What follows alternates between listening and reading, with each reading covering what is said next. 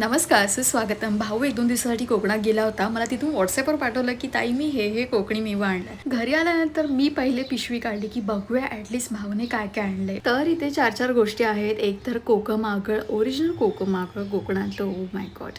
नंतर ओल्या नारळाची खोबरावडी, आलेपाक वडी आणि नंतर आवळा सुपारी. आता या सगळ्यामध्ये मी जास्त एक्सायटेड आहे ते कोकम आगळसाठी. मस्त फिशला मॅरिनेट करताना उपयोगी पडेल आणि मेन म्हणजे आमच्याकडे फर्स्ट टाइम आलं, so I am very excited. बऱ्याच वेळानंतर नाही, बऱ्याच काळानंतर साबुदाण्याची खिचडी करते. जिरे मोहरी मी कन्फ्युज्ड होती की काय टाकायचं, पण बघूया, लेट सी. इकडे मिरचीचा देठ उडून मी मोठी करतात दाखवली. थोडंसं स्टाईलमध्ये मिरचीला उभं चिरून घेऊया. 10 रुपयाच्या कोथिंबीरच्या जुडीसोबत 1 किंवा 2 देठं आपल्याला कढीपत्त्याची मिळतात. बट हे अख्खं झाड मिळाले मला. लॉटरी.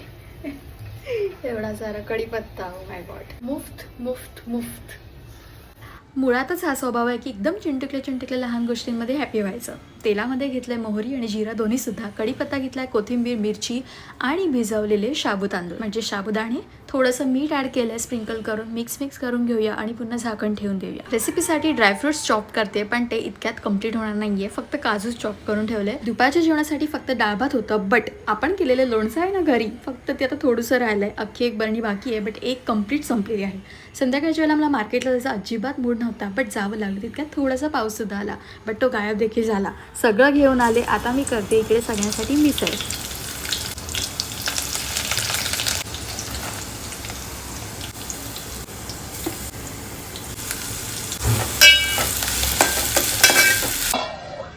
दोन 4 मिनिटानंतर सगळं अगदी छान शिजून जातं, अगदी मऊसूद होतं.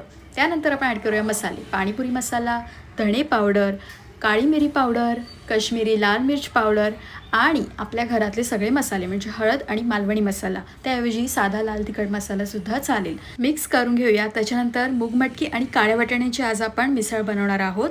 या सगळ्या गोष्टी ॲड ऑन करूया, छान परतवून घेऊया आणि 2 मिनिटासाठी पुन्हा झाकण मारून पुन्हा झाकण काढून घेऊया. वाफ आणि थोडंसं तेल सुटतं. त्याच्यानंतर आपण पाणी ॲड करूया. आपल्याला जेवढं पातळ घट्ट हवं आहे त्याप्रमाणे. थोडासा मॅगी मसाला ॲड केला आणि थोडा मी सुद्धा गुडूक केला. एक मस्त अशी उकळी आल्यानंतर गॅसचा फ्लेम एकदम बारीक करायचा आणि तिरपं झाकण ठेवायचं.